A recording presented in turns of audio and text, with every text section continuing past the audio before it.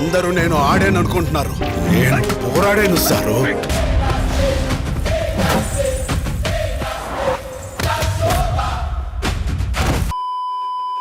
నమస్తే, బాగున్నారు కదా అందరూ? మొత్తానికి పెద్ద సినిమా సంగతి ఏంది? టాక్ అయితే బాగుందని అంటున్నారు, కానీ కొంతమంది అన్నారు ఏంది ట్రైలర్ ఏంది ఇదేందో ఇక కొంచెం సర్చ్ పడినట్టుంది, అట్లుంది ఇట్లుంది అన్నారు. ఫస్ట్ ఒక 2 రోజులు అయితే కొంచెం అభిమానులు అయితే అంత ఇంప్రెస్ కాలేదు భయ. ఎందుకంటే ఇట్లా కొడితే ఇట్లా లేపితే జుజు జుజు ఇట్లా పడితే అప్పుడు అరే మా ఓడు కొట్టాడరా అనుకుంటారు అనమాట. కానీ కథకి సంబంధించిన ట్రైలర్. సో ఇక అది పక్కన పెట్టాలి, మనం రోజు మాట్లాడుకునే విషయమే. ట్రైలర్ మాత్రం అద్భుతంగా ఉంది. 100% అభిమానులు కూడా సాటిస్ఫై అయ్యారు. ఎస్పెషల్లీ హానెస్ట్గా కట్ చేసినటువంటి పర్ఫెక్ట్ ట్రైలర్ అనమాట. అది బుచ్చిబాబు గారికి క్రెడిట్ డెఫినెట్గా ఇవ్వాల్సింది మనం ఈ పర్టికులర్ దాని విషయంలో. ఎందుకంటే ఏదో చూపించి మోసం చేసి సినిమాకి వెళ్ళిన తర్వాత అబ్బాయి ఏం లేదురా అని అనుకోకుండా బాబు ఇది కథ ప్రిపేర్ అయ్యి రండి అన్నట్టు ముందే హింట్ ఇచ్చాడు ఆయన. ఇప్పుడు దీనికి సంబంధించినటువంటి సెన్సార్ రివ్యూ రిపోర్ట్ వచ్చింది. ఎప్పుడో పాతకాలంలో ఈనాడు పేపర్లో చదివే వాళ్ళం సినిమా రివ్యూ. తర్వాత నెమ్మదిగా టీవీలకు వచ్చేసింది. తర్వాత నెమ్మదిగా యూట్యూబ్ వచ్చిన తర్వాత స్లోగా స్టార్ట్ అయింది. ఇక ఇప్పుడు వచ్చేటప్పటికి ఇక ప్రతి చివరికి సినిమా రివ్యూ పోయి, ట్రైలర్ రివ్యూ పోయి, టీజర్ రివ్యూ పోయి, సెన్సార్ రివ్యూ కూడా వచ్చేసింది అనమాట కదా. సెన్సార్ కూడా రివ్యూ ఏం చేస్తాం అంటే సినిమా బాగుందా లేదని సెన్సార్ దగ్గర నుంచే డిసైడ్ అయిపోతుంది అనమాట. సో మొత్తానికి సెన్సార్ రివ్యూ అయితే వచ్చేసింది. దాని గురించి పర్టికులర్ వీడియోలో అన్ని విశేషాలు చెప్తా, మీరైతే లాస్ట్ వరకు చూడండి. వెరీ ఇంపార్టెంట్ వీడియో అన్నట్టు. సబ్స్క్రైబ్ చేసుకోలేదుగా మీరు, ప్లీజ్ చేసుకోండి. నాలాంటి వాళ్ళని ఎంకరేజ్ చేయండి. కాస్త మంచి మంచి ఇంపార్టెంట్ వీడియోలు పెడుతున్నాను కదా నేను మీకోసం, ప్లీజ్ ఎంకరేజ్ చేయాలి కదా. చేయండి, లైక్ నొక్కండి, నోటిఫికేషన్ ఆన్ చేసి పెట్టుకోండి. ఇంకా మన టాపిక్లోకి అయితే వెళ్ళిపోదాం. రైట్, దీనికి U/A13 అని సర్టిఫికేట్ ఇచ్చారనమాట. అంటే ఏంటంటే 13 ఏళ్ల లోపు పిల్లలు ఎవరైనా ఉంటే కనుక పెద్దవాళ్ళతోటి అంటే అడల్ట్ దగ్గరుండి తీసుకెళ్ళాలి. అదర్ దాన్ దట్ ఇంకే 13 ఏళ్ల పైన ఎవరున్నా డైరెక్ట్గా వెళ్ళిపోవచ్చు. అది దాని మీనింగ్. సో U/A అంటే అందరూ చూడదగ్గటువంటి సినిమా అనమాట. జనరల్గా ఏంటంటే ఈ సెన్సార్కి వెళ్ళినప్పుడు వాళ్ళని ఆర్గనైజ్ చేయటం, వాళ్ళని తీసుకురావటం, కూర్చోబెట్టడం, సెన్సార్ ఒక పట్టాను అవ్వదు. అది మార్చంటారు, ఇది మార్చంటారు, పెన్ పేపర్లు ఇచ్చుకొని రాసుకుంటూ ఉంటారు. ఈ సీన్ తీసే, ఆ సీన్ తీసే, వాళ్ళకి నచ్చపోయినా తీసే అంటారు, కాంట్రాడిక్ట్ అయినా తీసే అంటారు, రూల్స్ ఫాలో అయిపోయిన తీసే అంటారు. ఇక రకరకాల సీన్లు, రకరకాల ఇది అన్నీ ఉంటాయి. కానీ ఫస్ట్ టైం ఇంట్రెస్టింగ్ ఏంటంటే ఈ సినిమాకి ఒక కట్టు కూడా చెప్పలేదంట వాళ్ళు. సో అది రివ్యూలో వచ్చినటువంటి ఫస్ట్ ఇంపార్టెంట్. ఎందుకంటే ఒక్క కట్టు లేకుండా ఎస్ బాగుంది అనడం అంటే అసలు ఉంటుంది, అది నెక్స్ట్ లెవెల్, ఖచ్చితంగా నెక్స్ట్ లెవెలే. ఎందుకంటే సినిమా అంత పర్ఫెక్ట్గా తీసాడని చెప్పుకోవచ్చు డైరెక్టర్. ఓకే, అదొక ఎత్తు. నెక్స్ట్ 3 గంటల 2 నిమిషాలు అంటే 182 నిమిషాల సినిమా అనమాట ఇది. సో ఇవాళ రేపు 3 గంటలు అంటే ఆబ్వియస్గా ఈ దురందరు, ఈ ప్రశాంత్ నీల్ మామ వచ్చిన తర్వాత ఆయన సినిమాలు 3.5 గంటలు, 4 గంటలు. ఒకప్పుడు ఎప్పుడు హిందీ సినిమాలు ఉండేవి 4 గంటలు, 3.5 గంటలు అలాగా.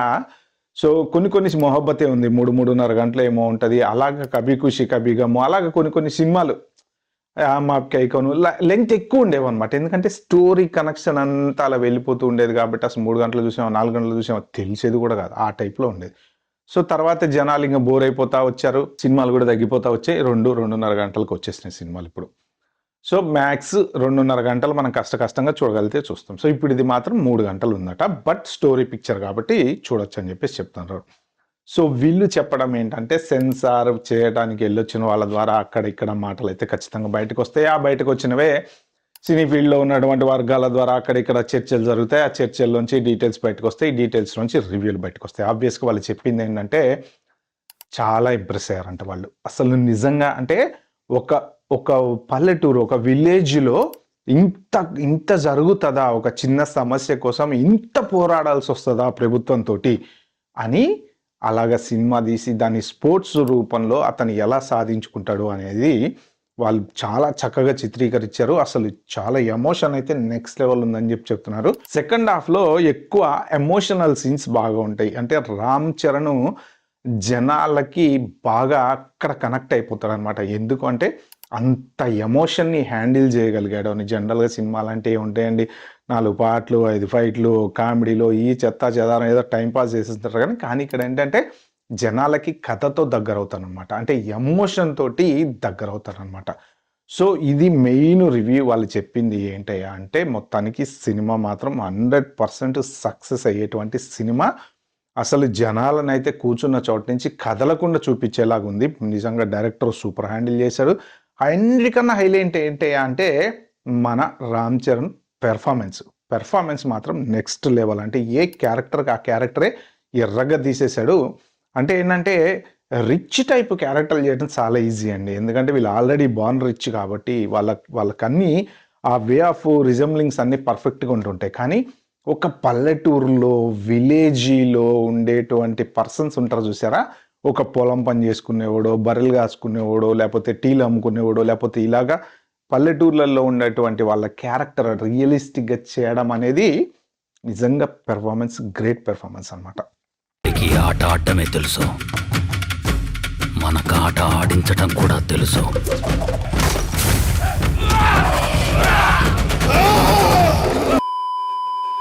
రిచ్ పెర్ఫార్మెన్స్ నుంచి ఒక్కసారి ఈ పూర్ పెర్ఫార్మెన్స్లోకి రావడం అనేది చాలా కష్టం. కానీ అది చేసి ఆల్రెడీ రంగస్థలంలో చూసాం కదా మనం, రామ్ చరణ్ యాక్టింగ్ ఎరగదీస్తాడు.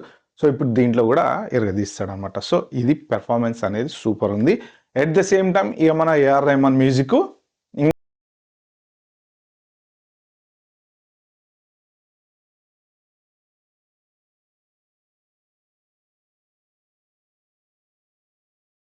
అసలు సినిమాలో ఎక్కడ కూడా కట్లు చెప్పాల్సినంత అవసరం లేదు అనేది ఒకటి ఉంది. ఇంకొక న్యూస్ ఎక్కడైతే చక్కర్లు కొడుతుంది అంటే ఇది కన్ఫర్మ్డ్ అయితే కాదు, కానీ సోషల్ మీడియాలో విపరీతంగా చక్కర్లు కొడుతుంది. పారాలింపిక్స్ అంటారు కదా, పారాలింపిక్స్ అంటే ఏంటంటే అంగవైకల్యం ఉన్నటువంటి వాళ్ళు యాక్చువల్గా ఈ ఒలింపిక్స్కి వెళ్తూ ఉంటారు అనమాట. అంటే ఒక కాలు లేనటువంటి వాళ్ళు, చేయి లేనటువంటి వాళ్ళు, తర్వాత బాడీలో ఏదో ఒక అవయవం లేనటువంటి వాళ్ళ కోసం స్పెషల్గా పెట్టేటువంటి పోటీలు. He's back on his feet. So అలాంటి పోటీలలో రామ్ చరణ్ వెళ్ళి గెలుస్తాడు. అతనికి కాళ్ళు తీసేస్తారని కొంతమంది అంటారు, లేకపోతే కాళ్ళని కొట్టి కాళ్ళు పాడు చేస్తారని కొంతమంది అంటారు గెలవకుండా చేయడానికి. కానీ ఇక రకరకాల మొత్తానికి ఏంటంటే మామూలు గేమ్స్తో పాటు ఊళ్ళో వాళ్ళందరినీ గేమ్స్కి ప్రోత్సహించి ఇతను కూడా పారాలింపిక్స్లో గెలిచి ఆ ఊరికి అనుకున్నది చేస్తాడు అనేది కథ. But what ever it is, ఏదైనా సరే మనం పెర్ఫార్మెన్స్ చూడాలి, డైరెక్టర్ కష్టం చూడాలి, మిగిలిన వాళ్ళందరూ టీం ఎవరెవరైతే ఈ సినిమాకి సంబంధించిన వాళ్ళందరూ పడ్డటువంటి కష్టం ఖచ్చితంగా గుర్తించాలన్నమాట. ఓకే ఫ్రెండ్స్, ఇది దీనికి సంబంధించిన రివ్యూ. ఇంకెవరైనా సబ్స్క్రైబ్ చేసుకున్న వాళ్ళు ఉంటే ప్లీజ్ సబ్స్క్రైబ్ చేసుకొని నాకు సపోర్ట్ చేయండి. మన ఛానల్ తొందరగా గ్రో అవ్వాలి. Bye, have good day, thank you.